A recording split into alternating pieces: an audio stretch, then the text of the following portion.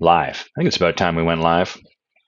Welcome to a special edition. This is a special early morning edition of the live show because in 3 hours and change, I'm going to go and help my friend. I'm going to burrow my friend into a new location. A friend of mine, a long time, one of my closest friends, is moving to a condo. He's bought a condo, which is a big friggin' deal here in Victoria because our housing market is absolutely insane. It's crazy.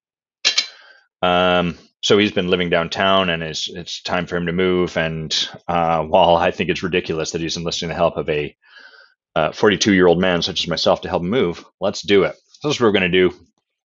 And hence, we have a special early morning edition of the live show here. I don't want you backing up, computer, but I do want to check and make sure that we're streaming here. So we've got to click on Adam Quiney. Who's this handsome lad? Got some real authentic tea I've just brewed. Give that a sniff. It smells pretty good. Refresh this. I don't yet see the live. Oh, there it is. It's showing up now, and it says that I'm live, and that's everything I wanted. That's everything that I wanted. And I'm just going to, what do I do? Check T, I don't yet see the live. Yeah, there we go. Oh, there it is. Perfect. That's working. That means we got watchers. That's all that we care about. What is this? It shows a bunch of OV, LIV, YO. Oh, weird. I don't know what Facebook's up to. What do you like, Facebook? Doesn't matter anyhow. Who cares? We're live. It's Friday morning. Happy Friday, everyone. Good morning, Heather Beaton. I like that you used my full name. It felt very formal and lovely. It's been a good week. I'm slowly stepping back into, you can hear me perfectly. Excellent. I'm slowly making my way back into all of the structure that I was sort of in resistance to a while back. So this week we'll be getting up at 6, and then next week we'll turn it back even to 5:30. I can always tell that stuff's starting to work. If you want to get up early, the secret is to get up early, which sounds kind of obvious, but what most of us do is thanks, Heather. It's French terry. Which I think means it's like a towel-like material on the interior right there. It's very lightweight. So most of us, when we want to get up early, we're like, got it, I got to go to bed early. But if you go to bed early and your body's not used to that, you just lie in bed, not falling asleep. And then in the morning, you wake up and you're like, oh, I'm so tired. I'm just going to sleep a little bit longer and I'll go to bed earlier the next day, and then we'll get this all sorted out. And it never works because you sleep in, which then trains your body like, hey, we don't need to go to bed early. We need to go to bed at the same time because we got up at the appropriate time. So the secret to getting up early is like you kind of have to, at least for me, suffer through it a little bit. You got to be willing to make the commitment that no ifs, ands, or buts, I'm going to get up at this time over the next week. We get up, and then what I find happens is I go to bed earlier because I'm tired. And the nice thing about that is that you go to bed, you fall asleep faster, and I start to look forward to going to bed. And the way that works is that I have those days where I wake up and I'm like, oh my God, I'm so tired. But where I put my attention is on how good my sleep's going to be that night. I'm like, oh, I'm so tired right now, but I'm going to sleep so well tonight, and that's going to be awesome. The other thing that really makes a difference for me is finding a good fiction book to read. Not reading Wikipedia on this device, which is more commonly what I do. Well, not necessarily more commonly, but when I'm not currently reading a book, then I pick up my phone and I like to scan Wikipedia. That tends to be where I spend my time in the evenings. But with Wikipedia, there's no arc, there's no chapters, there's nothing like that. And it's that screen that's a bright light shining into my eyes. Whereas the Kindle book is, you can still get it lit, but there's something different fundamentally I notice about reading a fiction book on a Kindle versus looking at my phone. And what happens when I'm reading on my Kindle is it doesn't seem to interrupt the process of me feeling sleepy. Like that just naturally happens. I start to get tired as I'm reading, and then eventually I'm like, all right, time to put that away. I'm not even done the chapter. So anytime I really want to commit to resetting my routine and getting up early, The two things I make sure I'm doing are, one, have I made a commitment to myself to get up? Not a loose commitment, like a no ifs, ands, or buts. I'm going to get up at this time tomorrow morning. Not, I'm taking anything else off, non-negotiable. And then two, do I have a book that I want to read? Hey, Sharifat, nice to see you. If I've got those two things, right on. We've got Heather, we've got Sharifat here. Who are the other two people that are, who are these eyeballs? Look, I also found out I can do something here with, look, I can put names. Bam, Reggie. Maybe we'll talk about Reggie today, but for now, I'll take him away. So, having done that kind of introduction, I can talk about all of these cool things we've got. Hey, Vicky, nice to see you. I'm sorry we won't get to see you at the intensive, at least this year. We'll do another one. We'll be talking about sovereignty, coaching, God, spirituality, how all those things kind of tie in. We're going to talk about the energetic laws a little bit. I'll share what I'm kind of relating or working on with regards to those. We'll talk about the ways of leading up, and in particular, kind of where we could take more responsibility or how that gets in the way. I'll talk about avoiding being with stuff.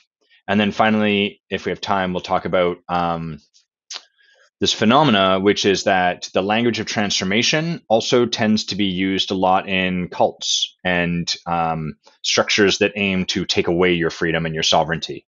So I'll elaborate on this later, but like if you watched or listened to the documentary Escaping Nexium, or have witnessed anything about Nexium, and if you've done any work with me or anyone else who's kind of got an ontological basis of doing work in the field of transformation, a bunch of complicated sounding words, but the point here is you'll notice similar phrases. Like in Escaping Nexium, they talk about being at cause, being the cause of your life and what you want to create, as opposed to being at the effect of your circumstances. Oh, I would totally make twice as much money if not for X, Y, Z. You know, my boss, my partner, my kids, the moon cycle that I'm currently in, my Gemini horoscope, whatever sign. You know, that's all stuff we can be at the effect of. Nexium talked about at cause a lot, as do I. And part of my commitment is to support my clients to be more at cause in their life. I'm using that language very intentionally, so too is Nexium, and yet we're, I assert, veering in very different directions. So we'll talk about that what's going on there. Why is that happening? What's at play? Yeah, Heather, you know, Heather's watched The Vow. That was on HBO, right? I think. And for anyone trying to find about Nexium, it's spelled a bit weird. It's spelled NX. How do they spell it? Nexium. I think it's NXIVM. They kind of made it Romanesque. It was a cult effectively led by Keith Raniere. And it got to the point where they were physically branding people and not holding them down and forcing that on them, but doing it kind of through mental coercion. And the way that ended up playing out is that these people chose into being branded. And then after the fact, we're like, what the fuck did I choose into? So like really some brainwashy, head fucky kind of stuff. So where do we start? Where are we going to start here?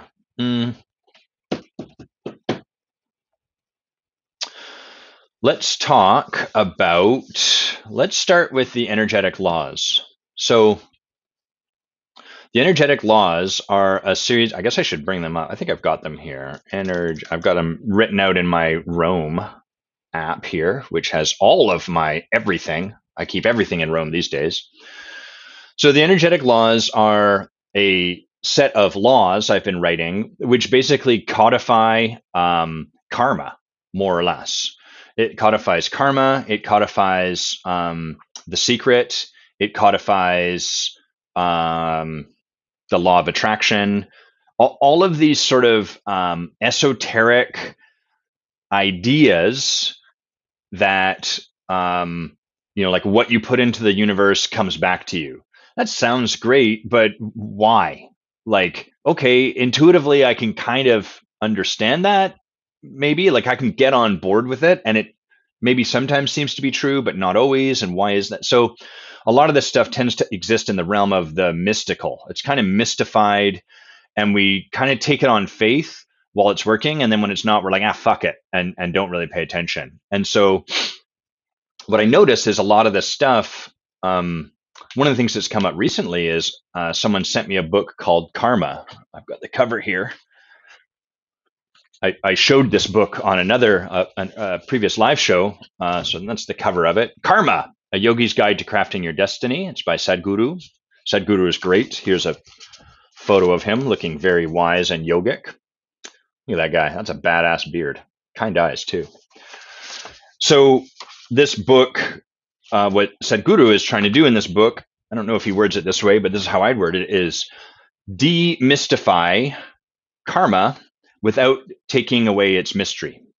And that's kind of essential to all of this work. Hey, Carla, good morning. Nice to see you. So we want to demystify it, but not remove its mystery.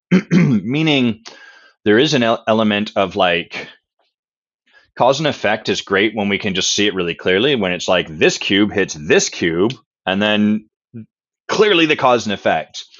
But these laws tend to have a more roundabout way of coming back to us. So it's like your cause hits something and creates an effect, which then hits something else, and then something else, and then something else, and then it winds its way back to you. And that creates a bit of mystery because we can't just directly observe it quite so cleanly.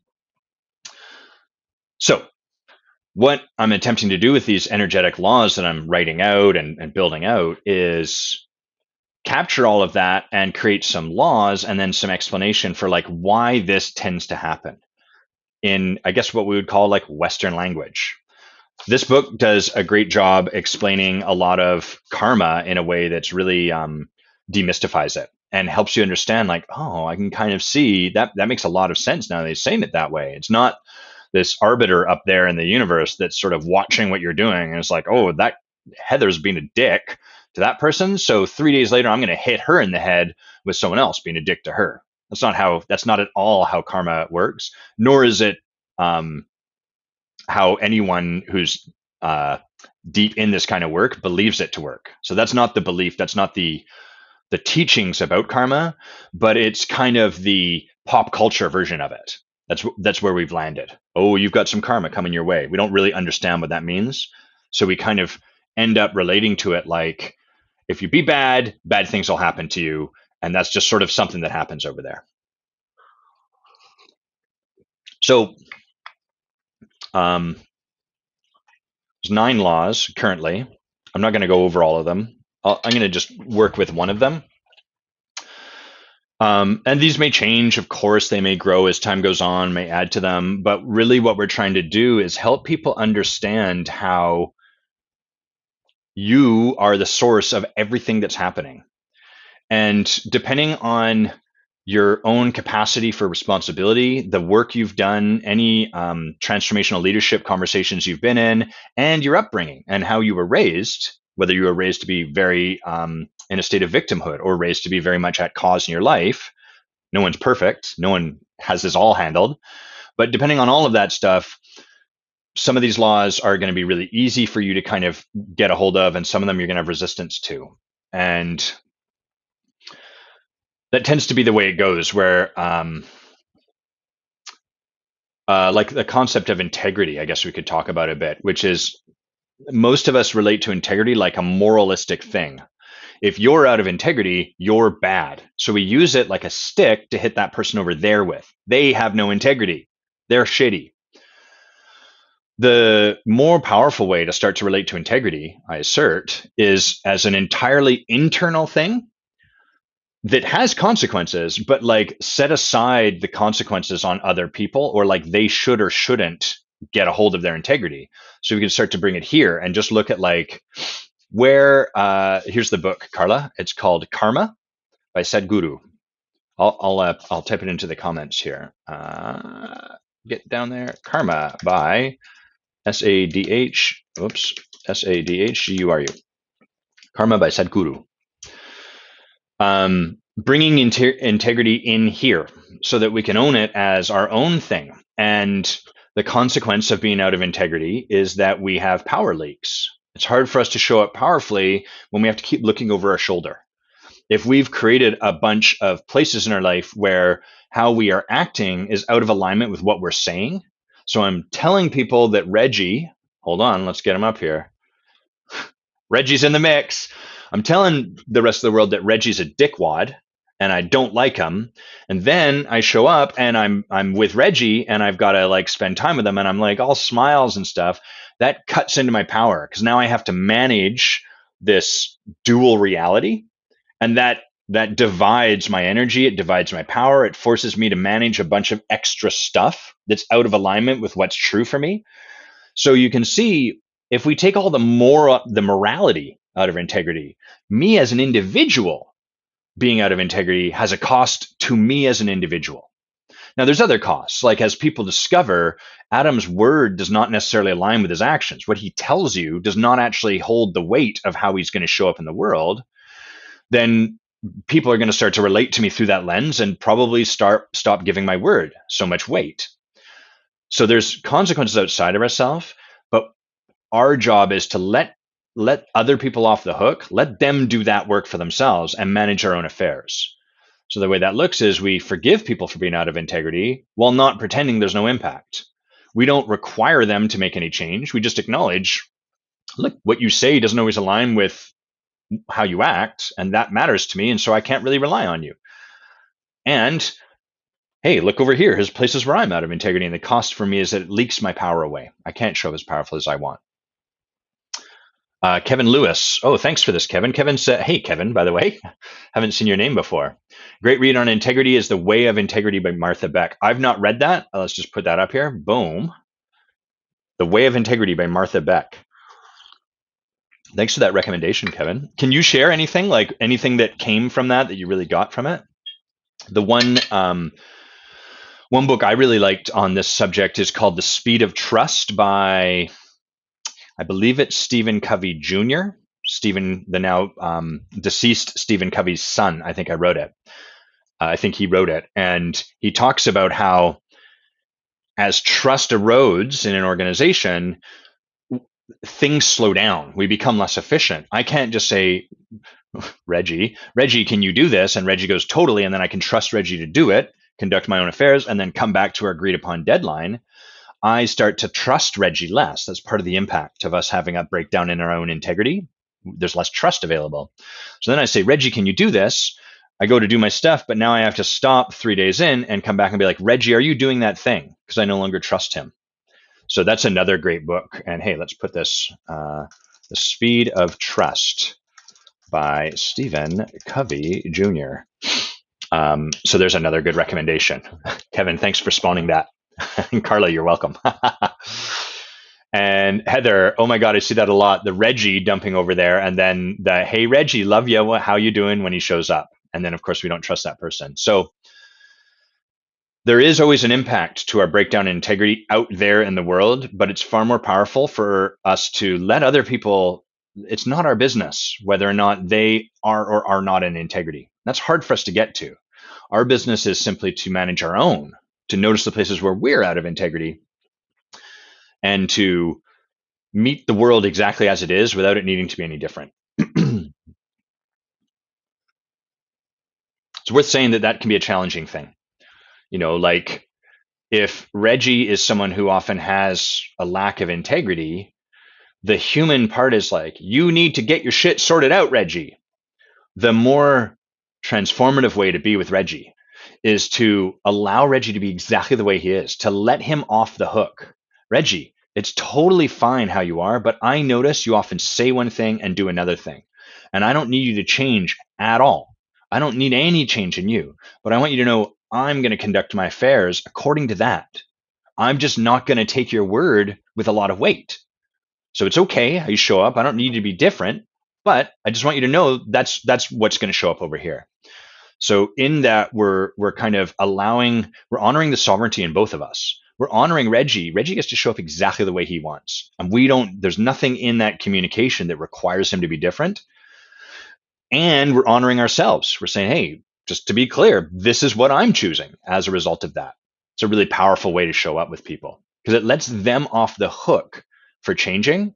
And if people are let off the hook by us to be different, Like there's an acceptance of the way they are in that. And if we can accept people as they are, then what magically tends to happen, I can see I'm going to have to drop the curtain down. I'm starting to get sun dots, and this is the part where it gets really blinding in my office. If we can let them off the hook like that, then they get to be at choice. Then they get to be like, oh man, I think I do want to change this, as opposed to, fuck, I have to change this because Adam said I do. I'm going to change it for Adam. That change can't really happen that way. Kevin saying, yes, I'm short. Corrected it. In short, as soon as we are out of integrity, we're not in balance in our lives. And we all have areas where we are not integral. True. For example, going to work in a place we talk bad about day after day, yet still go. Martha Beck does a 10-question quiz, and when you answer honestly, you can see where you are not in integrity. Beautiful. Yeah, so great. And Heather, to know the impact others being out of integrity affects us, helps us get the impact we have on people when we have integrity leaks. Yeah, such value in getting that feedback, and it's tough. It's tough to receive that. Okay, so I've talked a bunch about integrity, but haven't gotten to like this deeper conversation, or maybe adjacent conversation to these energetic laws. So I'm just going to talk today about the sixth law, which is love and power. So the sixth energetic law is that people are able to receive the power you wield precisely to the extent of the love you can wield. Put differently, the less capacity to express love you have, the less capacity you have to express power. So what that means is love and power are like two sides of a balloon that you're blowing air into. And you can't blow up half a balloon. I mean, you can try. And often when I'm blowing up those long balloons, that's how it feels to my lungs. Like I'm trying to do something impossible. You guys know what I'm talking about? Those balloons suck to blow up. You have to put so much force. Once you've got them started, you can go, but holy crap, it always hurts right here. Anyhow, not the point of this conversation. Love and power grow together. Your ability to wield them grow simultaneously. You can't blow up half. Many people try.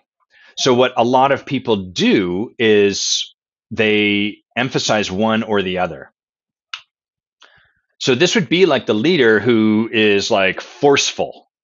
You show up late, you know you're going to get an earful. They are going to come at you. They're going to be powerful, quote unquote, powerful.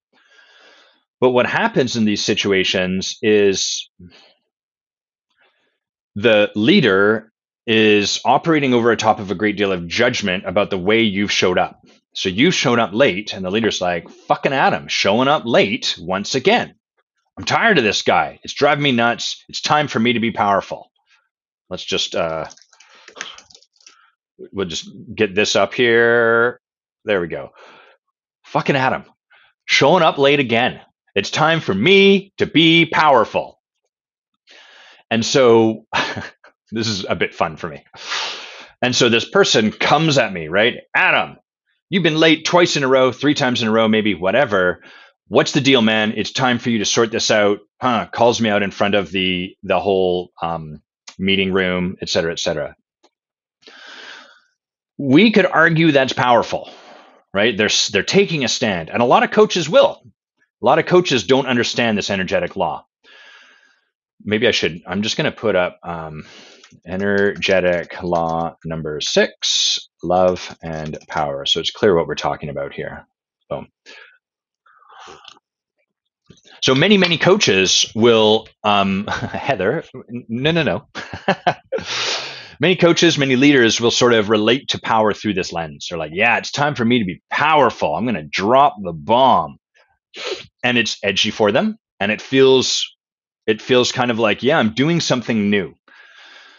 Because it's going to feel edgy to do anything along the spectrum that we're laying out here. Like if you call someone to task, let's close this now, we're at that point. If you call someone to task for the way they've shown up, for being late, for whatever, that's going to feel edgy for you. And when you actually take that step, you're going to be like, whoo, feel like I've done something. I did something different, something new today, something unexpected for me. I'm taking growth. So it's not like you're going to you're going to feel like you've confronted an edge. And then what happens is people confuse that as like, oh, I'm creating the breakthrough. I'm really learning how to be more powerful. So that's what's happening with the person delivering power. Here's what's happening with the person on the other side.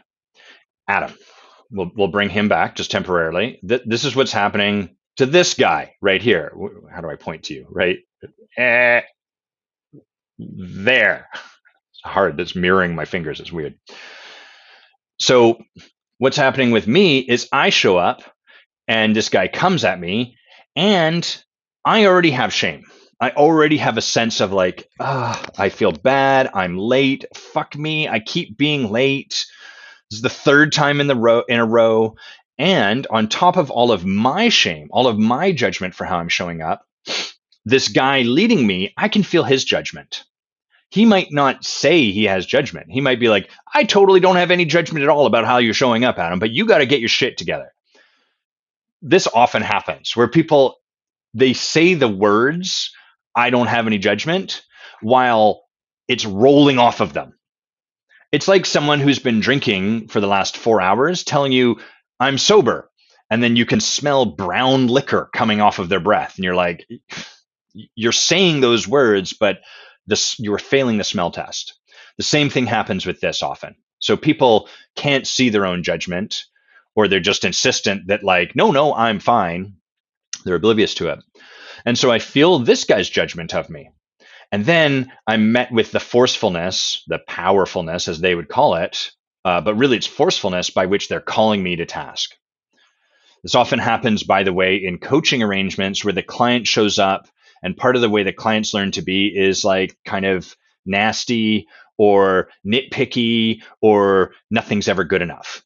And so they bring that to the coach, they bring that energy at the coach because that's what they've learned to do in their life to stay safe. And then the coach decides it's time for me to be powerful over top of their judgment of how the client is showing up. So it happens in coaching, it happens in leadership conversations. The person, the recipient of this kind of powerful coaching, whatever, feels that force, but they feel completely unaccepted. They're buried under their own judgment and then the judgment of the person delivering this feedback over top of that. So they're getting a double dose of that. And when that's what we're met with, when we're met with judgment on top of judgment and then force applied, we get buried. What happens is we curl inward. And we tend to do one of two things. We either flagellate ourselves, so we fall on our sword and writhe around. I know, I fucking suck. I hate this about myself. I'm so sorry. I'm such a loser, right? That kind of energy. Or we receive it, but we flagellate the person. Fuck you. Fine. Yeah, I'm going to listen. I'm going to be a good boy, but fuck you. Seriously, who the fuck do you think you are? We come back at them. And we may not do it overtly. We may do it internally in our head. Sort of like the way if anyone has children, your children can like stand and watch you and listen while you reprimand them, but you know inside their head they're like, fuck you, fuck you, fuck you, fuck you, fuck you. That's just the theme song going on in their head as this happening. So you can be forceful, but you can't be powerful. And when I say powerful, what I mean is powerful in the sense that you are able to affect change. Powerful in the sense that you are able to have an impact that moves someone or something forward. That gets totally missed. And in fact, all of your attempts to be powerful over top of this this judgment, this inability to love someone as they are, ends up just re-wounding them. The person then hates themselves further. And then as a result of their self-loathing, they like try to just like completely change their behavior without getting down to the core of what really may be going on. And so then they're like layering strategy over top of strategy over top of strategy without getting to this thing down here that would really make a difference. And then it all compounds itself. So what really, now I'm going to talk about that same situation where we're still going to be powerful with that person, but we're going to bring love as well. And the way that it begins, the way that loving someone begins is getting ourselves to the place where they've done nothing wrong. This person's shown up late 3 times in a row and they haven't done a damn thing wrong. There's nothing wrong with the way they're showing up. They haven't failed. There's no different way they should be showing up.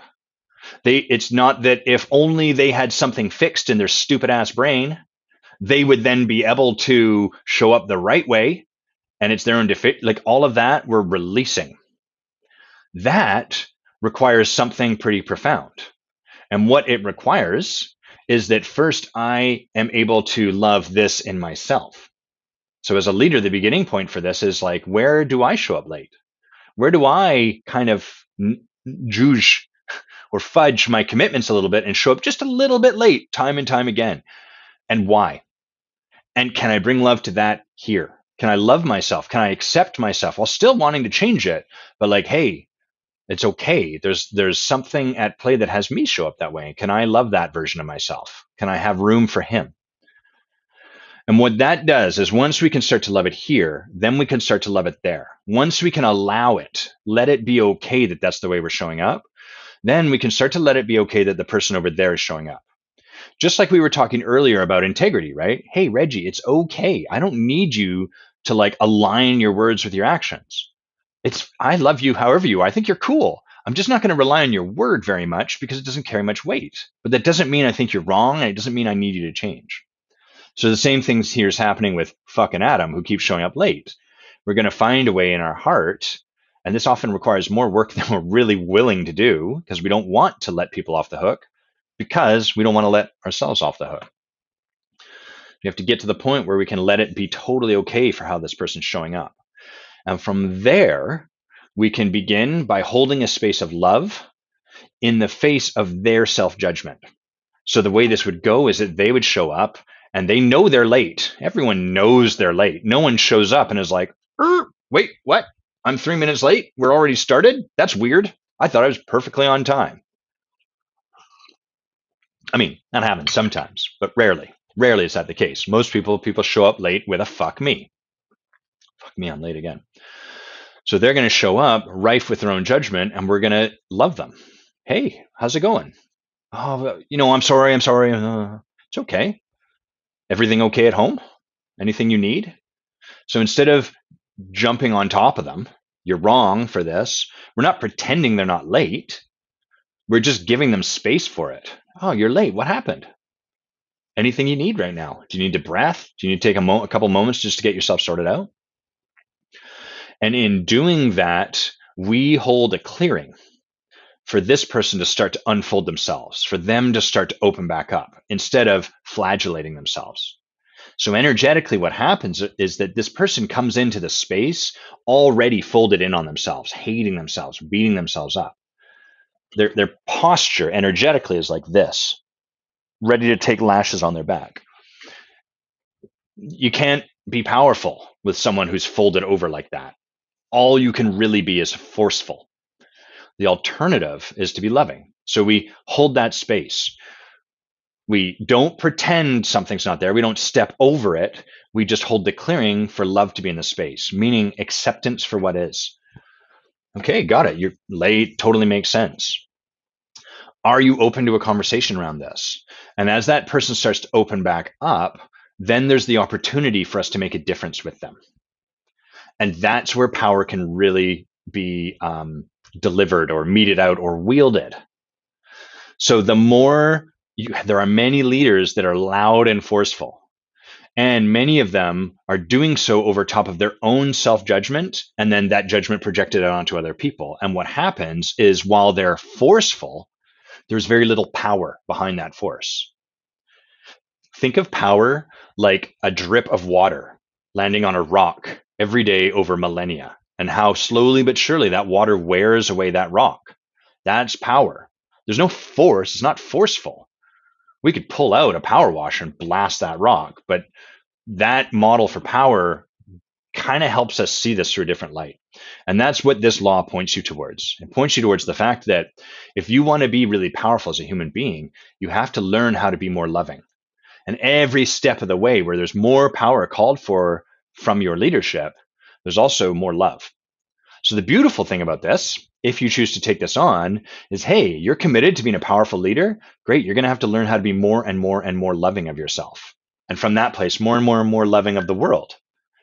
That's life-changing if you're willing to take it on, because it means that you're going to start to have more freedom, more space, more energy for yourself because you're flagellating yourself less.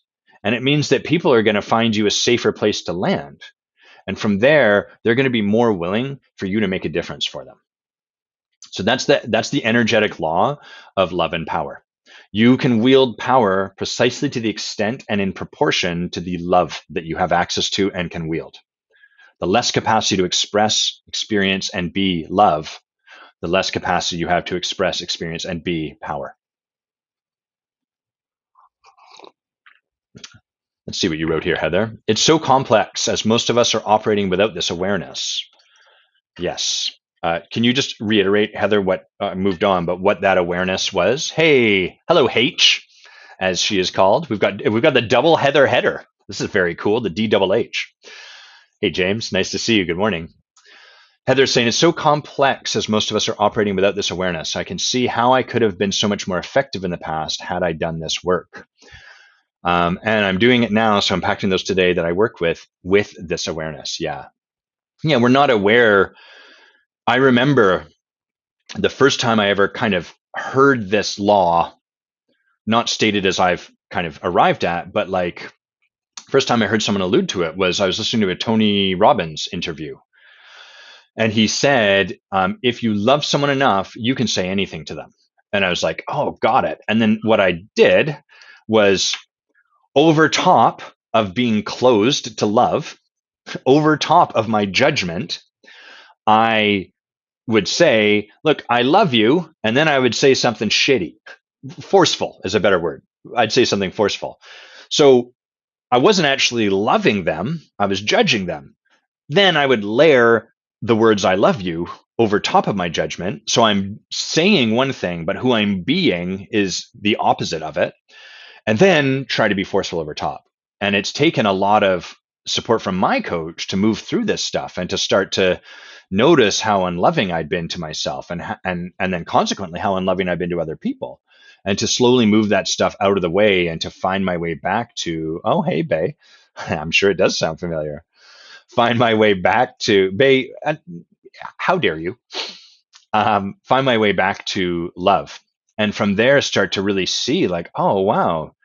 The funny thing is, if you really, really, really love someone, you can say anything to them and anything you say to them will be powerful. So the more love you can wield, the more you can truly love someone, and both of you have that experience, meaning you feel in your deepest of hearts how much you love this person exactly the way they're showing up, and they feel loved by you no matter how they're showing up. The more that's in the space, the more profound and the less force is required. So often when people are like, yeah, I'm being powerful, I feel so powerful, often they're going in the wrong direction. It's not that in the moment their feeling isn't like, yeah, I was forceful, I did this thing, I was powerful. It's just that that's missing the mark entirely.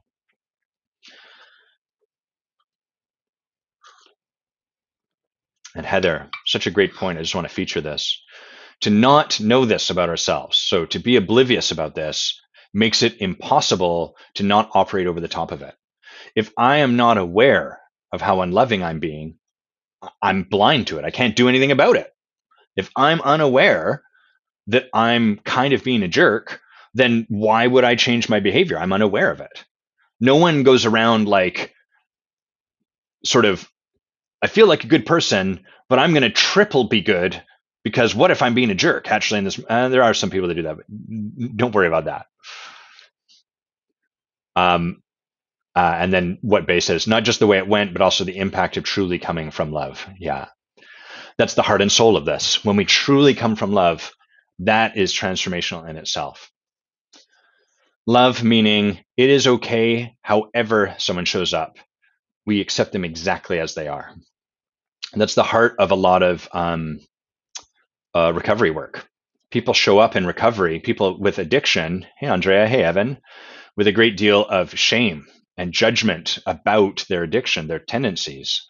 And what you find if you go to recovery work, 12-step programs and other kinds, other forms of fellowship, is you share you share what's going on for you, right? I drank again today, or like, yeah, it's been a year and I stumbled and I smacked and I don't know anything about heroin junkie terms. I did dope, whatever.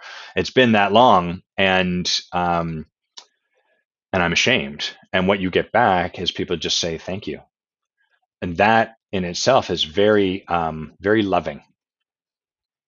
Grimby is being released. Very loving, allowing people out. Hey, Jeff, so nice to see you. Jeff Link was both the concierge in a hotel that we did, that I was one of the people leading accomplishment coaching in, and then later on joined our program. And Jeff, I think you were in the last class I graduated, and then I'd moved on from accomplishment coaching after that. So Jeff's like, we have a special bond that way, and a very stylish man, incredibly stylish. Jeff, I learned from you how good a turtleneck can be on a man. I remember you wearing black turtlenecks sometimes, just thinking, man, that's a sharp look. Evan, I didn't change my camera. I'm forcing HD through. I'm like, fuck LD. No more of this LD. We're going HD. And Sherifat, nice to have you with us. Sherifat saying, I've never looked at power the way you addressed it. I thought it was meant to be forceful, but understanding that I have to come from love makes me more proud to embody the gift. Beautiful. Yeah, beautiful. So let's move on to another one of our topics. Here's another one of our topics here. I don't know that we'll be able to get through all of these. Let's talk about leading up and responsibility, ways of leading up. So often when people think of leading up, they think of like, if you imagine, first of all, leadership is hierarchical to some extent. The reason for that, I'm going to draw an analogy or a comparison. So in my relationship with my partner, it's reciprocal and we're on even footing. What that means is I can point to Bay and be like, Bay, you're doing this thing. And she has every right, and probably should, turn around in the relationship and be like, well, you're doing this thing, Adam. That's the nature of a relationship. And if it was always like Adam pointing out what Bay needs to shift, but never the other way, well, that relationship is, I would argue, flawed and out of balance. And there's a discrepancy in terms of sovereignty and power in that relationship, which is going to lead to a whole world of other problems. But in a leadership dynamic, there is a hierarchy. And the reason for that is that I have to, first of all, as I deepen my own leadership, I'm going to be able to see more opportunity for other people. I will be able to see more of the places where their leadership could go further. I'm going to be able to see more possibility for them where it's like, boy, if only this person, or I can really get the impact of this person the way they're showing up. And if they took that on, I think things would really be different for them, so on and so forth. So as you have your leadership developed, you will naturally develop this ability to see possibility for leadership in other people. The trap of that is that the person above you who is leading you, who is developing your leadership, who is supporting you, their job is to point to the opportunities for you in your leadership. And the temptation for you will be then to say, well, I see all of these opportunities for you. You could take on blah, blah, blah. And the way you've delivered that feedback to me, I think would be much better if you delivered it this way. So what starts to happen is that we take this hierarchical structure and we formulate it more like one in a relationship. And that creates a tremendous number of problems in a leadership dynamic, because leadership is inherently, trying to think of the best word. I'm going to use the word like unidirectional. A relationship's bidirectional. Now, it's not totally true because there is an exchange back and forth, but in a leadership structure, the best way we can put this is that the gold flows down. So this person who is leading this person, Adam leading Reggie. Oh, let's get this up here so people know what we're talking about. This is, what are we talking about? We're talking about leading up and how to lead up. There we go. Add. And then, yeah, karate. So Adam is leading Reggie. As soon as I provide an opportunity, feedback, possibility, etc. for Reggie, as soon as he starts to turn around and go, well, Adam, I actually need you to deliver your feedback better, Reggie now has a way out. Reggie now has an opportunity to dismiss my feedback until I've done something. So he kind of gets to reserve the right to not let me impact him. So that tendency to want to like provide feedback back up the chain while it's not that you should just go numb and accept everything this person says and blah, blah, blah, it's important to recognize that there's a degree of like, we have to trust the person leading us. We have to trust that they're doing their best. We have to trust that they're taking on their own work with their leader or their coach. And then we have to be like, okay, I'm going to, for the rest of my life, be able to see opportunities for people. I'm going to be able to see better ways they can do stuff. And as long as I'm pointing that out, it's going to get in the way of me receiving the gold they have from me. What the reason I'm talking about this is when we talk about leading up, a lot of people think what we mean is, oh, giving feedback to the person above me, telling them how they should give me. So they think we're talking about this very thing that I'm saying sabotages leading. That is not at all the case. Just read what you guys have written.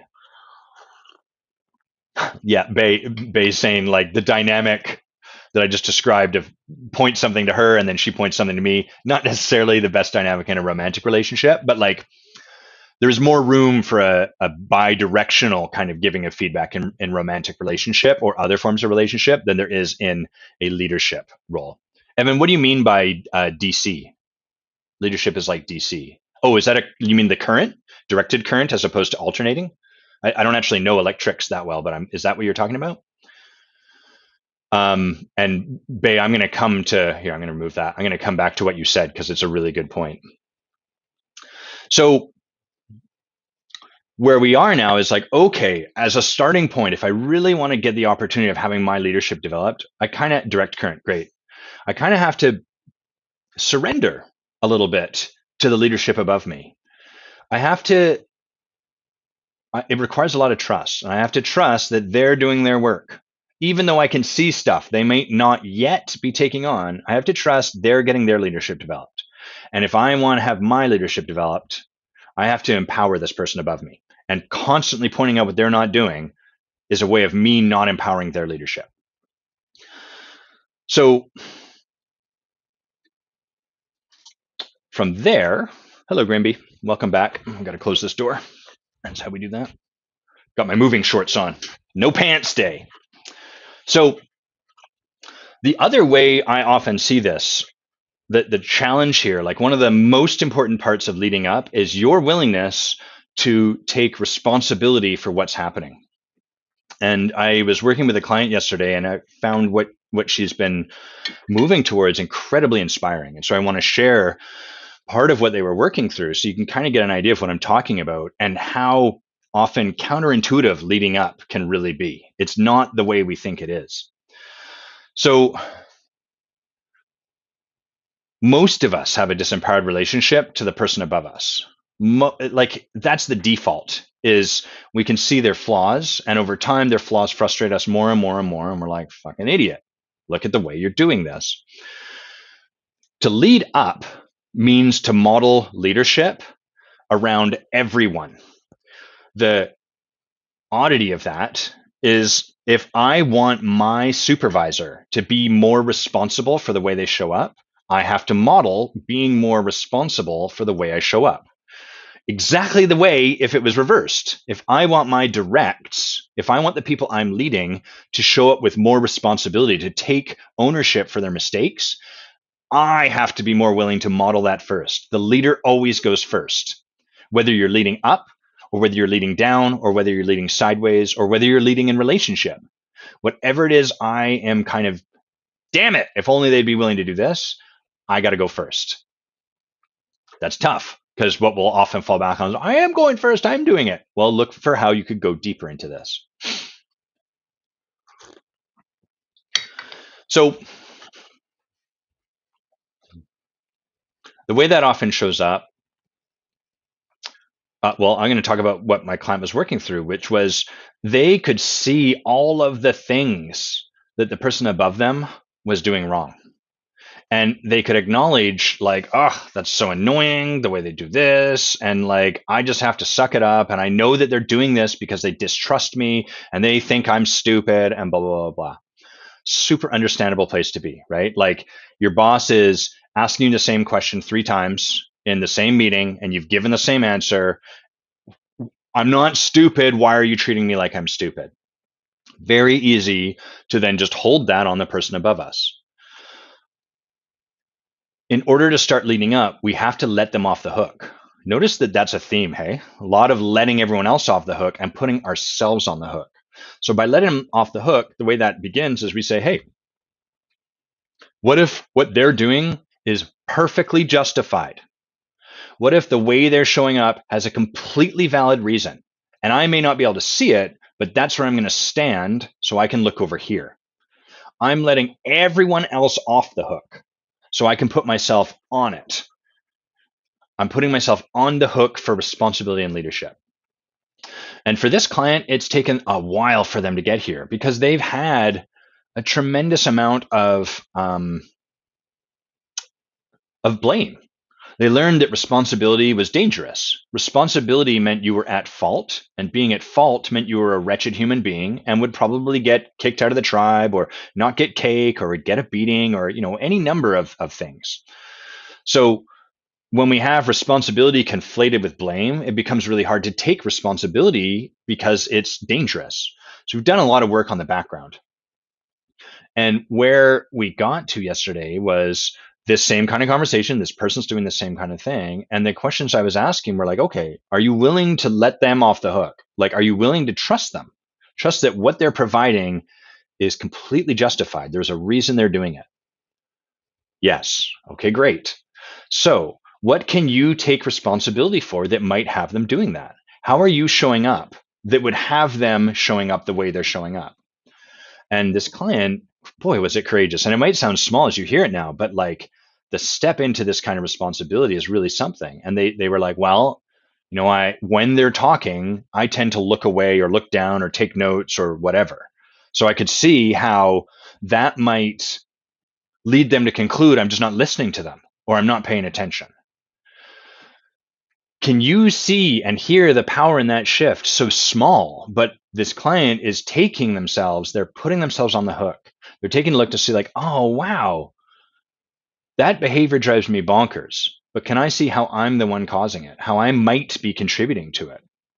And from there, this client gets access to a whole bunch more power because now they can start to take the action that might generate a different result and at least be responsible for their part of it. Now, there may be points down the road where this client does everything under the sun and this is still happening, at which point there might be a conversation to have. Hey, I've taken a look to see, like, am I connecting with this person? I've done this. I've asked you if it's clear that I understand, blah, blah, blah. And I notice you're still like asking me 5 times. So I'm curious if there's something missing, something you need from me. That might be further down the road. But right now, what they're doing is they're really turning all of the spotlights away from everyone else and onto the one person they can change. And this is an example of how we lead up. We let those above us off the hook. We trust them completely. And we say, how can I be responsible for the dynamic that's getting created? What might I be doing that might be contributing to this or causing this? That's transformational. And hopefully for some of you, you can hear this and imagine like that would be, I would have resistance to doing that because most of us do. We have resistance from a very human place where we're like, no, but this dummy is, if I take responsibility, they're not going to. That's how we play the shifting responsibility game.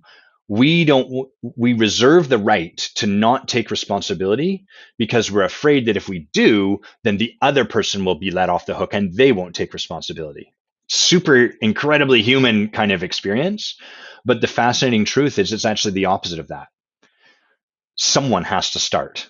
Someone has to take responsibility first and model it. And the more you are willing to do so, the more it calls other people forward and has them step into their opportunity to take responsibility.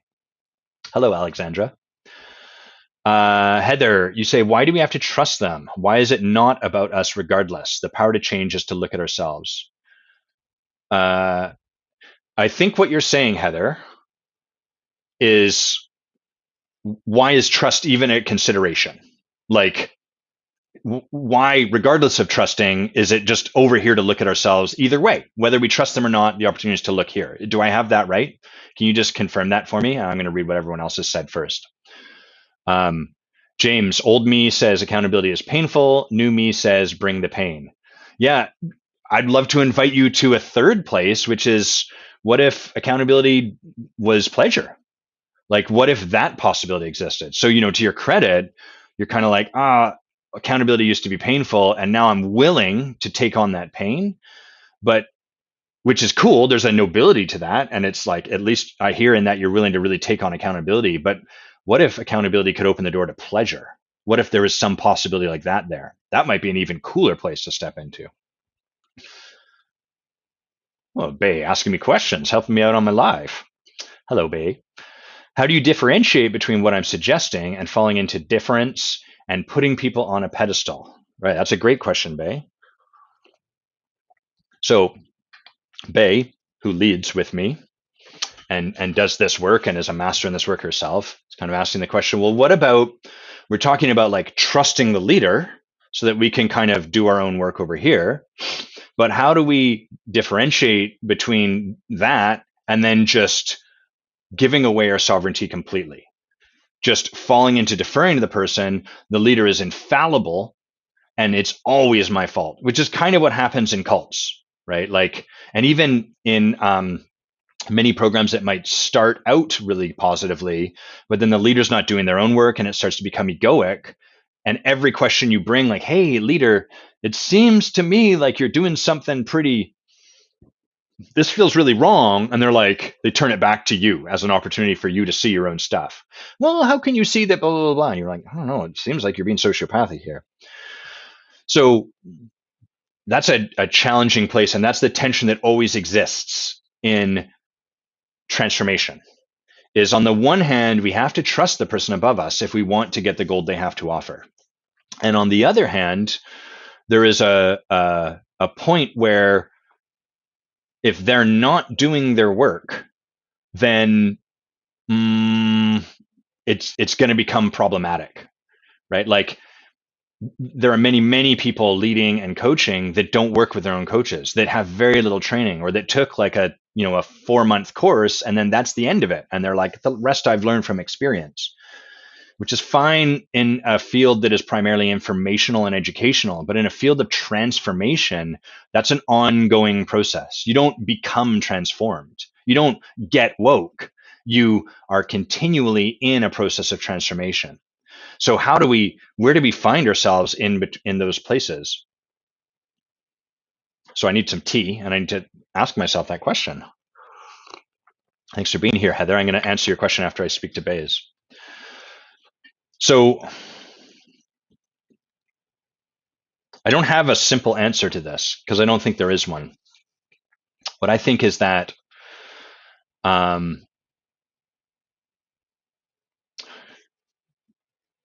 part of this lies in the responsibility of the leader. So when Bay and I are leading groups, naturally people come to a point where they're confronted by what we've been talking about, where what's there is for them to, they have to make a choice. And that choice is, I'm either going to trust Adam and Bay and set aside my resistance in the moment, or I'm not going to trust Adam and Bay.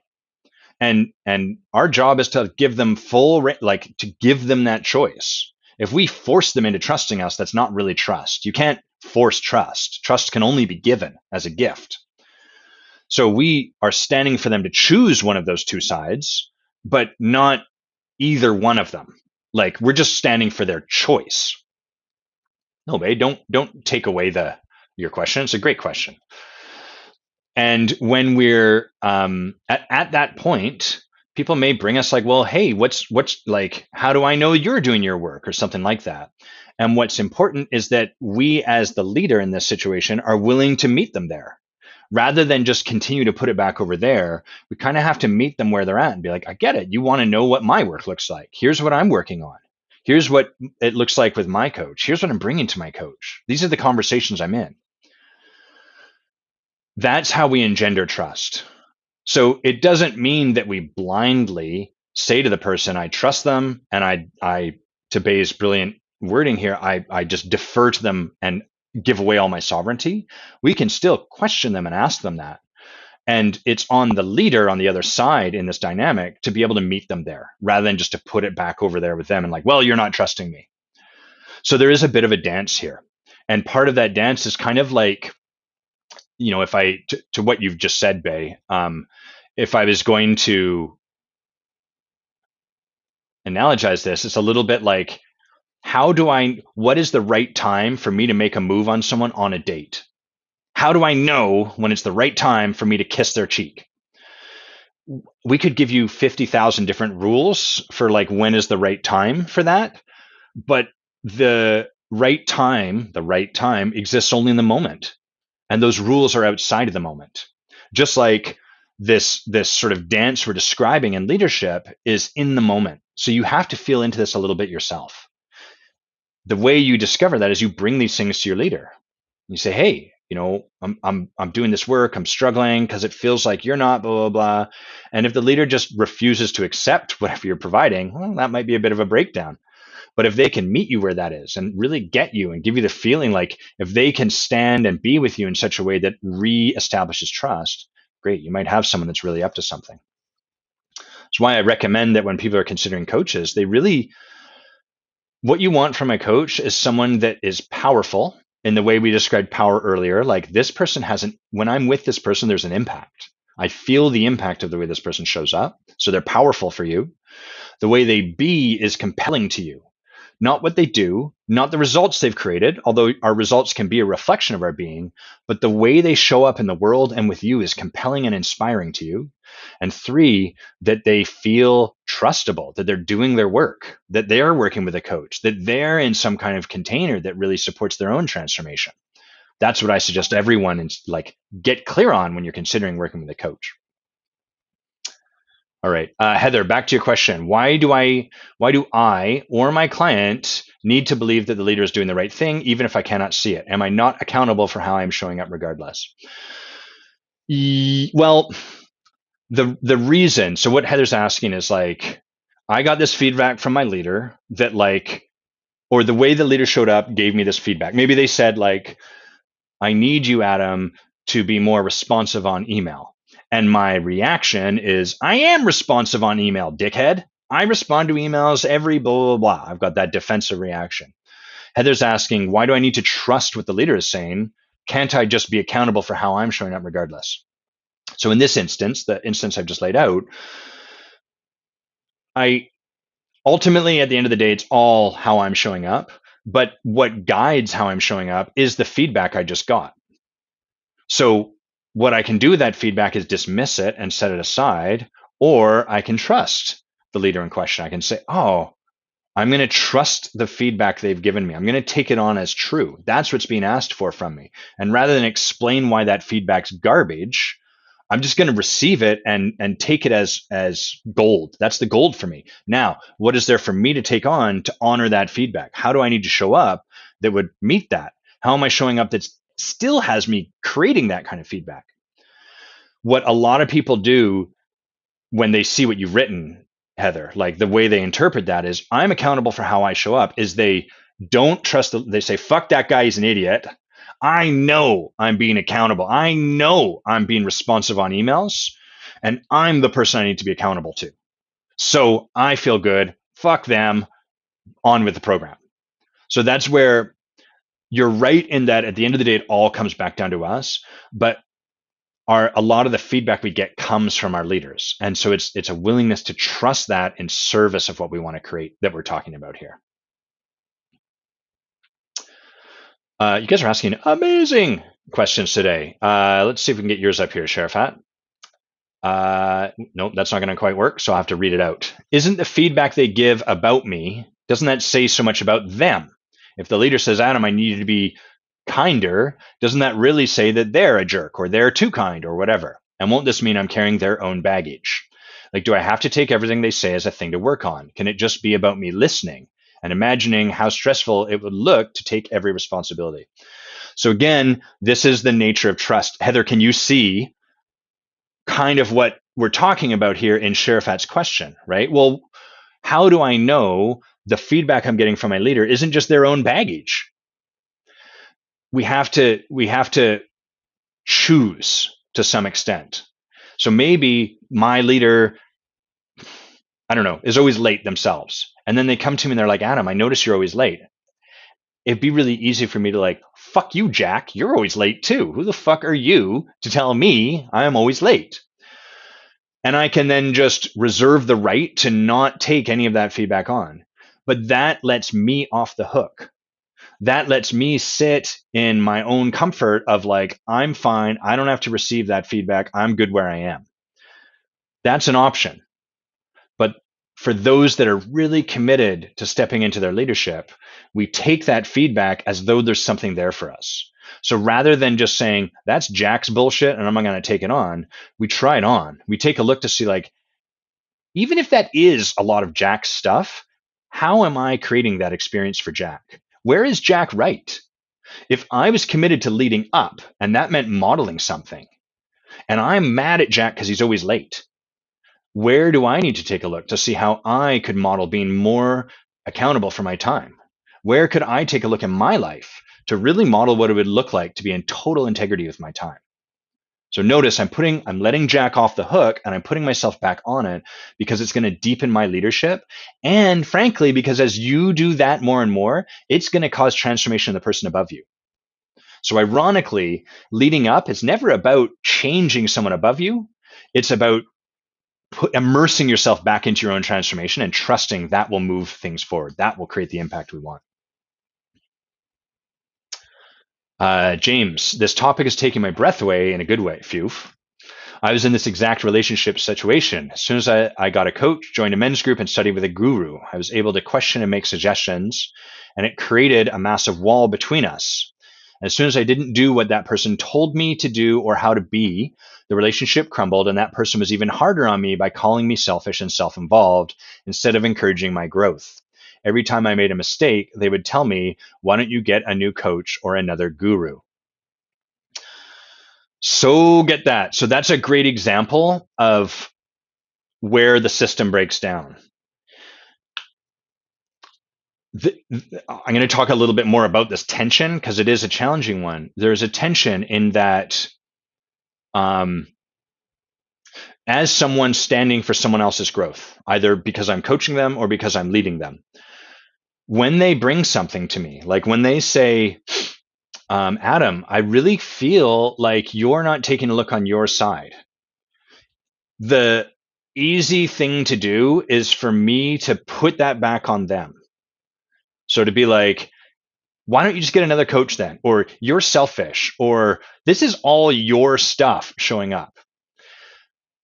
This is, by the way, aside, this is where the art in this lies, right? There's not a lot of, we're starting to move beyond the realm of science and getting into like the artful, the magic of this profession and what makes it so rewarding, but also so challenging.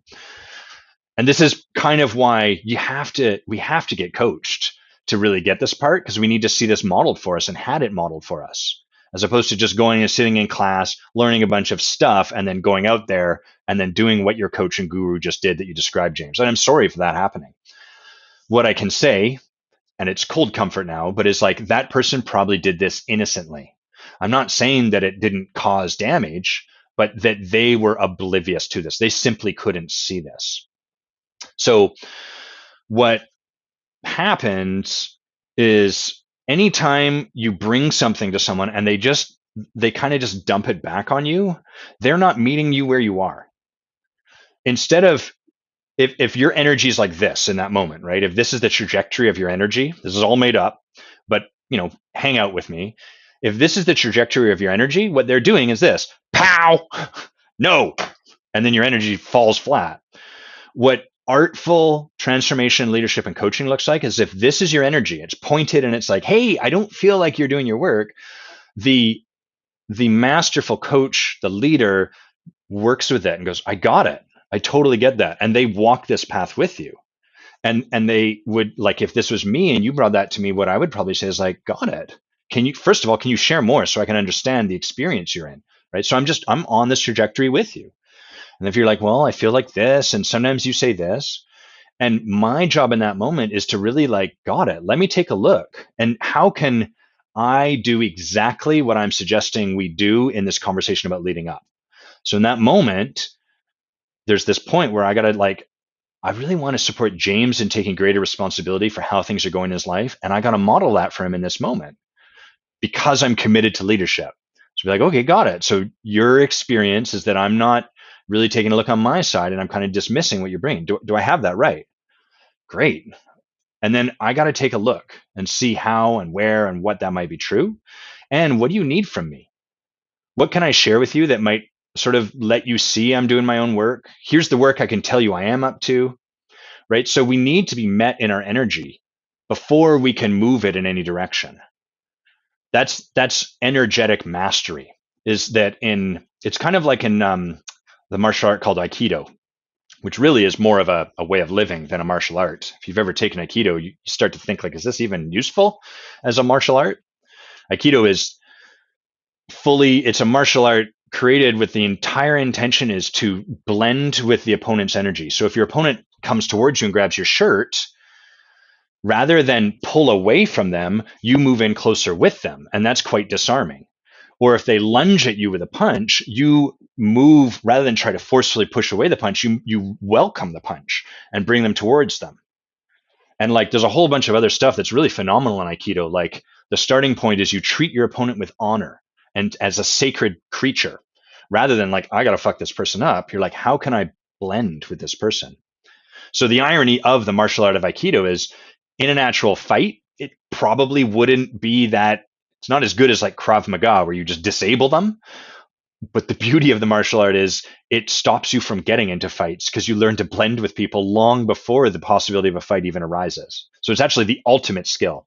And that's what we're doing in coaching is we're merging coaching and leadership. We're merging with their energy. So that's where I see the person you're talking about, James, fell down. That's where their limitation was. That's where they had stopped in their own work. And that is wide. It is widely spread in the coaching and leadership professions because people go, they do a bit of learning, but they don't ever really have the experience of this kind of thing themselves. You know, we go to classrooms, we sit and take diligent notes. When the teacher says something we think is bullshit, we make a note in our head or we write a note, this is fucking bullshit, but whatever, I'm here, I'm going to be a good student. We take what we decide is valuable, we leave what we decide is invaluable or not valuable, and then we go into our life and we proceed as normal. So we never really get that opportunity of having to work so intimately with someone that we get to the point where we're like, fuck this. And then we say to them, fuck this. And they go, got it, fuck this. Where do we go from here? And work with us in that. That's the artfulness. That's the mastery. A couple comments here. Alexandra, wow, this is really making the wheels turn in my mind. Thank you. You're welcome. And thanks for sharing that. That's what this is for, right? Is if all we do is reaffirm what we already want to be true, there's not going to be much transformation available. Oh, I didn't want to block you. No. Don't block Gwyn. I want to show what Gwyn wrote. Gwyn saying, this all sounds like emotional intelligence 101. No? Yeah, sure. I don't know what emotional intelligence 101, I know what that term would allude to. I don't know what it actually would be. What I do know is that what we're talking about is the ability to be with other human beings. And often I think that's what people mean when think when they're talking about emotional intelligence. What I will say is that often emotional intelligence becomes a series of dogmatic rules and structures. Listen affirmatively. Yes. Make good eye contact. Those are simple examples, but like you can deepen them and create dogma of anything. And as soon as we start to create dogmatic principles and beliefs and things that we adhere to regardless of the moment, then we are no longer of the moment. We are no longer in the moment. We are now in the rules, in the dogma. So maybe this is emotional intelligence 101, if that helps as a way of kind of relating to this. But what I want to make a point of, and I'm not saying this is where you were standing, Gwyn, but I all the same, I want to make the point that we want to ensure that we are continuing to move into the moment with someone as opposed to following dogma. And Sherifat, what did you say here? Don't you think always trying to find an excuse for them would mean we would be taken for granted and look like the fool who has to accept all the bunch thrown? I'm looking at this generally, but not just in the case of the coach. So Sherifat, this is what Bay's point was. If I always first of all, I'm not saying make an excuse for the way someone's showing up. I'm saying trust the way they're showing up. So if we are in a structure and we have decided I'm going to let this person lead me. That's the first decision we have to make. So if you show up in a structure and you're like, fuck my boss, they have nothing of value to provide me, then now your leadership conversation for yourself is, great, so am I going to stay here in a structure where I believe there is nothing to provide me in terms of my leadership, in which case you fine, but the consequence of that is your leadership's not going to be developed. Or am I going to go find someone that does really, that I am willing to trust? Once we've chosen to trust someone, then we must trust them. If we're sort of coming, and I'll give you a simple example of this. The Forge, the group that Bay and I run in service to developing coaching and leadership and mastering those things, is a 9-month program. We do a lot of work up front with people that want to join that to make sure that they're a yes to us, to the process, to container, and to what we have on offer. And what we have on offer is you're going to leave this program different than the way you came in. You're going to gain access to your own transformation, and you're going to deepen your ability to cause transformation in other people. And we're going to do that by coaching you and teaching you how to coach and supporting you to create your own breakthroughs. And finally, you're going to have resistance to all of that because you're a human. So we have that set up. We make sure they're a yes to that. 9-month program. Pretty typically, about 2, 3, somewhere along the line, a bunch of people in that container are going to start to like see stuff in us rather than want to look at themselves, and they're going to want to point to what we're not doing, or whatever. They're going to be resistant to our leadership. They're going to be resistant to our coaching, which is totally fine. There's nothing wrong. There's no right way to show up.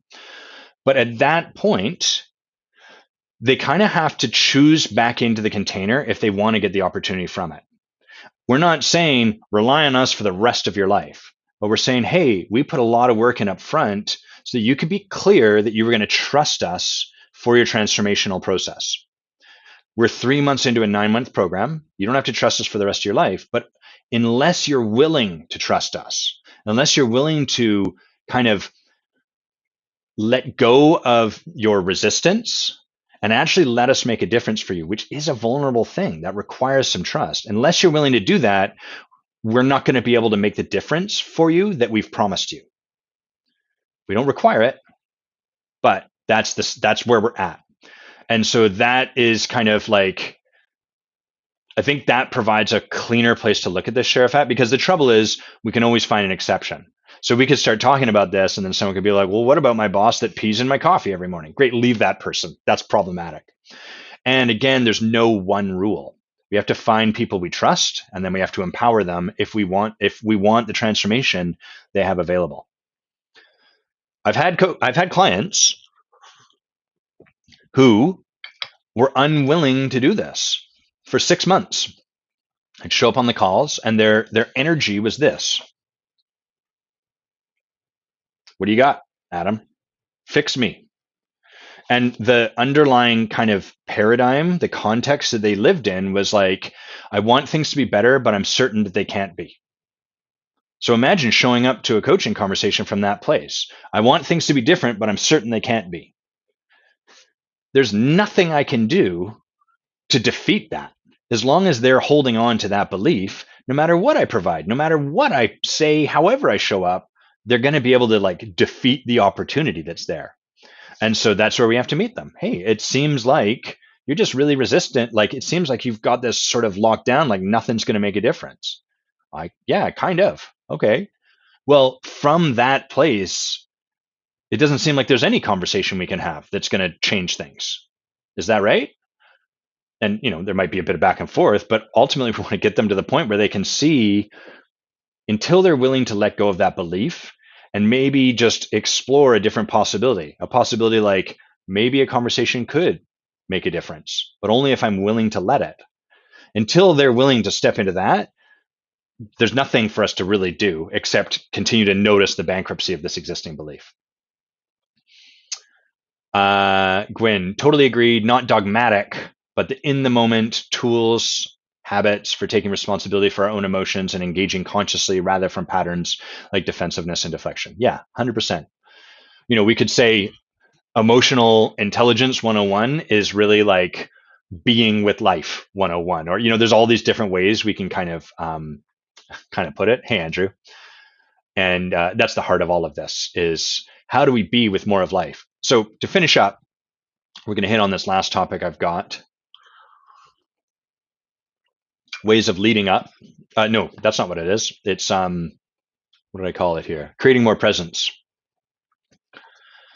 So what we're really going to talk about is being with life, which is ultimately what it is to create presence.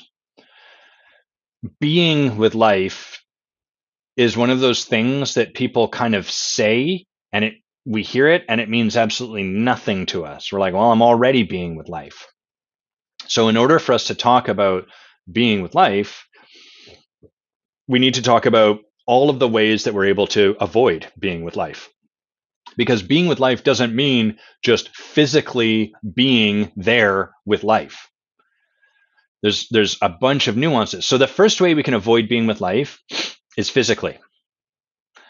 That's the first place you look. So I can physically avoid being with parts of life by not showing up to them, or by not letting them in my house, or any of these sort of things. So if I don't like anger, I can get up and walk out the door the moment anyone anywhere around me gets angry. I can make a point of cutting off, ending relationships with anyone that has a temper. I can disconnect from my parents. My parents are lovely, but figuratively, I can disconnect from my parents. I can avoid going to any events that has the possibility of people getting. I avoid going to all political events because people tend to get angry at those. So I don't go to those. I don't go to protests, and I definitely don't go to riots. So those are all ways of physically avoiding being with some aspect of life. Anger is one of many aspects of life. There's all the abundance of life. So you might have a challenge being with striped shirts. And so you would avoid coming onto this live because sometimes I wear stripes. You would avoid going to stores that have striped shirts. Or you might want to avoid being with like really loving people. And so you would remove those people from your life and, arrange your life accordingly. So that's the first way we avoid being with. And that tends to be the end of like how we think of being with or not being with life. So when we notice like, oh wow, I really need to go, and like I don't have any relationship with my anger, and I heard Adam do a live about this, and so I want to go and practice being with more anger, the first place we tend to look is like, great, I'm going to go and physically be with more anger.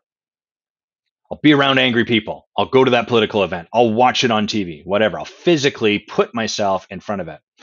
So then we get to the next way that we can avoid being with stuff, which is we can avoid being with it like in an emotional sense. So what we do is we be with it intellectually, but we don't be with it emotionally. So I would go and I would sit with you, but I am only here from the head up. You would get angry at me. This is like a lot of the practice of law is kind of like this, like anger, but it never lands anywhere below here. It just lands in the cold, calm, reflective world of rational and logical thought. So that's a great way. It's a very effective way to be with something without letting it impact me. I'm kind of physically being with it, but energetically or emotionally, I'm disconnected. This is often what's called disassociation. So you can children, victims of abuse, often learn this, especially like now I'm talking about more extreme forms, but we can learn to do this with very lowercase t kind of trauma too.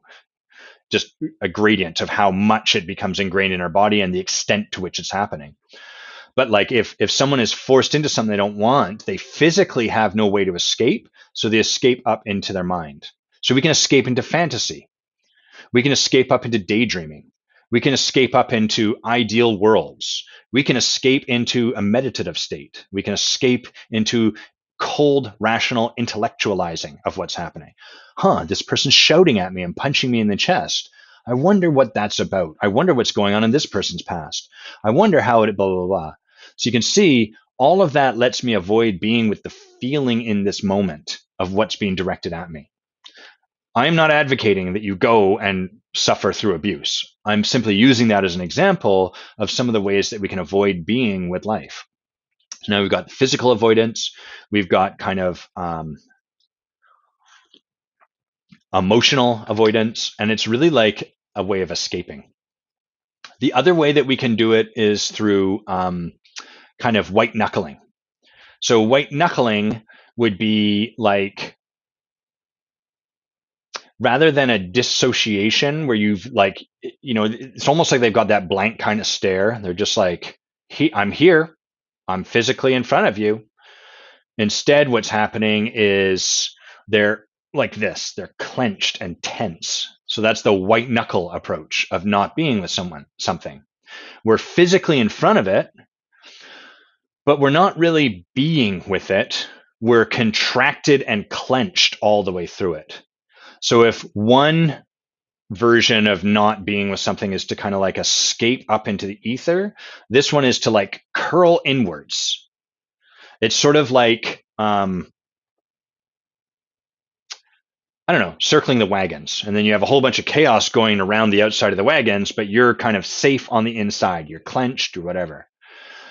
You've probably noticed, if you've ever done this, that it's hard for anything to get in. So even though you're physically in front of something, you're not really allowing much to get through. You become fairly impenetrable until the thing passes. So these are like, we could keep drawing this out, but this gives you some of the ideas for like how we can avoid being with. It's not simply whether you're present in front of it physically or not. It's also like, are you physically present? Are you energetically present? Are you emotionally present? Are you physiologically or like neurologically present? So like that last one that I described where we clench is like a way for us not to be with something in terms of like our breathing and our musculature. So we have our nervous system remove itself, so to speak, by clenching, closing down. To really be with something means to be kind of like in a relaxed, neutral state with it, where our breath is free, our breath is open, as is our front and our body. Our stomach and our viscera are kind of soft. We can just sit with it and we can allow it to impact us. So when I'm being with anger and I feel someone's anger, I tend to feel like flush on the back of my neck. I start to feel like tingly in my face. I start to feel my breathing want to close down and get tighter. And then I practice being with it. I practice releasing that. Let's say, for the sake of argument, just so it's a little easier, I'm not being with someone directing anger at me. I'm just being with someone getting angry at whatever. So let's say I'm in a conversation with my friend and they start to get really mad about political stuff. So now they're being angry, not directed at me, but frankly, that's still anger I want to get away with. I don't want to be with that. And so if my practice in the moment, for whatever reason, is I'm practicing being with more anger in the world, I want to be able to be with more of life, that would be a great place for me to practice. It's like, oh, I notice myself closing. I notice myself getting more tense in my language. I notice myself withdrawing my connection. I notice myself making less eye contact. How can I open back up? How can I be with this moment more? That's what engenders more presence. That's what creates it, is our willingness to be with it. And this is also why people often try to create change in their lives and end up like it just doesn't seem to work. It's because they've found, I'll give you a quick example here. Long, long ago, I had a client who she's very attractive, very successful one, and she would get into relationships and then kill them in 2 weeks. Like very, very regularly. Hot and heavy, it's good. Fuck this guy, I'm out. That was kind of the pattern. And she noticed that pattern happening. I was like, oh, there's something, I'm not getting something here. I want to have the opportunity of relationship. That's not happening. And what she decided to try doing, this is an example of kind of like the surface level, well, I'll elaborate after I've told you what it is. What she ended up trying to do is like, I'm going to stay in a relationship no matter what, even though I want to leave. So basically, she's addressing the thing on the surface. What she couldn't be with was her disappointment and letdown when someone didn't naturally live up to the expectations she had. By the way, no one can. You have higher expectations than reality. Reality can never live up to your expectations. Now, one way of avoiding having to be with this gap is to reduce your expectations. And another way is to just move on as soon as you notice the gap. And then you'll come up to someone else. It's great. It's great. They don't live up to it. Fuck them. Move on to someone else. So we want to, she wanted to like be able to create that beautiful relationship. But what was happening was at first she was not being with the gap between her, the disappointment caused by reality and her expectations. And so she would leave, which ended that she didn't have to be with that feeling. She physically removed herself from it. And then what happened when she came over to the other side is that she just white knuckled through it in the relationship. So then the same gap existed, the same amount of disappointment, and she would just stay with it. Like, I'm staying with this person. I hate them. This is kind of like that old model for relationship that the generation that came before baby boomers and even baby boomers a little bit was like, we're not going to divorce, so we'll just stay and fucking hate each other. They're not really being with the stuff. They're white knuckling through it until the end. These days, we've gone in the other direction. The more like the millennial generation and the Oregon Trail generation, my generation, and those of us around here, we're like, fuck staying and being unhappy. We'll just get divorced 5 times over and over and over again. Serial monogamists. So in both cases, we're not being with something. And this is why a lot of the change on the surface often falls. It's why people try to change their lives, but it never really works, is because we can't see that there's something underneath to be with that we're missing. And our changes just tend to be like moving from one way of avoiding being with life to another way. I'm going to read what you said, Alexandra. I'm going to read what you said, Andrew, and then we're probably going to wind down. So, Alexandra, you say, I wonder how to be with it without being absorbed in it, going on the example of anger. Yeah, that's the other side of this, which would be another great conversation. Thanks for bringing it. Is we can avoid being with life. The other side, like the flip side to that, is that we get washed away in it. So we're like, I'm going to stop avoiding anger, but then we just become consumed by the fire of anger. It's a great question. I'm going to move that forward. We'll talk about that next week, maybe the week after, because I think we have a guest next week. Thanks for bringing that, though. And Andrew, you have a question for me. I see. I'll come to that in a sec. But you said the place I've been practicing is understanding the client's possibility and their commitment to create it. I finally realized that it was often me driving that bus forward, and I've been spending more time in the unknown and having the client get more connected to what they want and their own commitment in going after it. Beautiful, man. Nice work. And oh, sure thing. Thanks, and you're welcome. Thank you, Alexandra. Here's Andrew's comment. I have a question for you, Adam. Is my deeper understanding of context possibility, did that come from accomplishment coaching, Landmark, or Werner Erhard? Yes, and Adam Quiney. So what Andrew's talking about when we describe context is the beliefs we have, the actions we take as a result of those beliefs, the world that gets created as a result of those actions, and that world then reinforces our belief. So that when someone tells you, it's just your story that people don't want to hear, blah, blah, blah, you have a fuck ton of evidence to be like, no, it's not, dickhead. This is clear evidence. I can prove it. And it's also why if you try to tell yourself it's just a story and you take an action outside of that story, the world immediately smacks you down and says, wrong, it's not just a story, because it's not. You've created a world around you that conforms to your story. Your belief creates reality, and then your reality creates belief. And then you get in that cycle.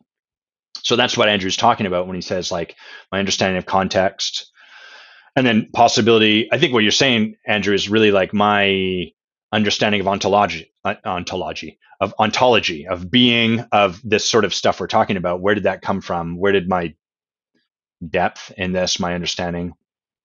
So it came from all of those places. Accomplishment coaching was like my intro into this work, and I took their program for a year, and then I led their work for about 5 years, which was kind of like doing a PhD in this, very applying this stuff over and over.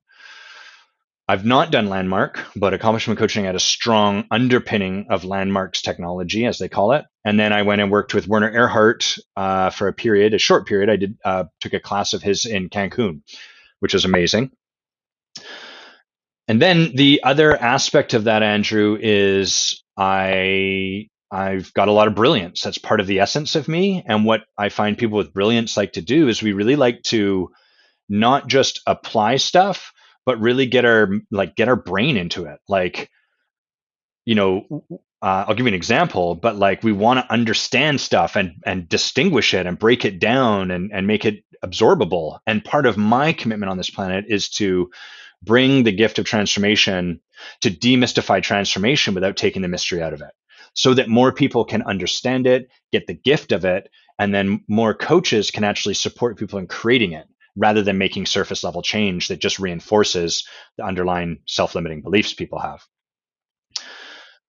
So an example of that would be that at accomplishment coaching, what I was trained in is starting to see the essence of people, being able to see brilliance over there or presence or wit or whatever, and separate that from what they did and just be able to see like, oh, the qualities of being this soul in front of me exhibits, I can see them. I can distinguish them. Like this person is generosity. They just bring that into the world. That's a beautiful thing. And then I also noticed we also got trained in what's called a survival mechanism, which is like Jung would call this your shadow. Accomplishment coaching would call it your survival mechanism, as would many other groups. Some people would call it your ego. Your survival mechanism is the stuff you've learned to do that helps you get through those moments when you're confronted or avoid them altogether. So if I'm someone who embodies a quality of wit and I might have a survival mechanism that makes a joke out of everything. And that way, I don't really have to be with the sadness at a funeral because I can just make light of it. And then we can all be there, and that allows me to avoid being with sadness, which ultimately is a reflection of the fact that I can't be with my own sadness.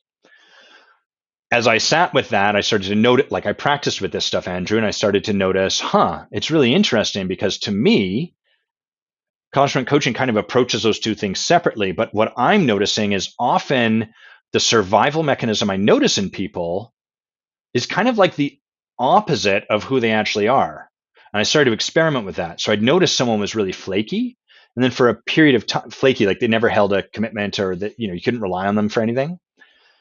And so I was like, it's funny, I noticed what's the opposite of flaky? Well, it would be commitment. And so I would practice with that. I would just take a swing with someone and be like, my sense is who you are is commitment, and be really impactful and moving for them. And I was like, wow, it really hit something there. And then from there, I started to ask myself, well, why is that? Why is it that commitment occurs as flaky? And as I started to ask these whys, experiment, play with them, think about it, distinguish, et cetera, I started to build my model for ontology up, which is like, oh, who you are is X, and then you learn that's not enough or too much, and then you learn to overexpress or underexpress it, which creates the two shadows. And then from there, build those up and all of that sort of stuff. That's right, Andrew. And all of this is described in Who Do You Think You Are, which is the book I just finished editing. We'll probably have about 5 rounds of proofreading, but I'm hoping that I'll go through. I'm feeling pretty confident. The book's going to be out before the end of the year, that's for sure. And I'm hoping sooner than that. Okay. You guys are awesome to spend time with. What a cool way to spend Friday. Grimby over here, just giving himself a scratch. He's been itching for like the last 10 minutes. Hope you guys have an amazing weekend. Alexandra, thanks for that conversation. I'll talk about that next week. Thanks everyone for your questions, comments, the feedback, everything you've brought into the space. Makes it so much richer to have your contribution.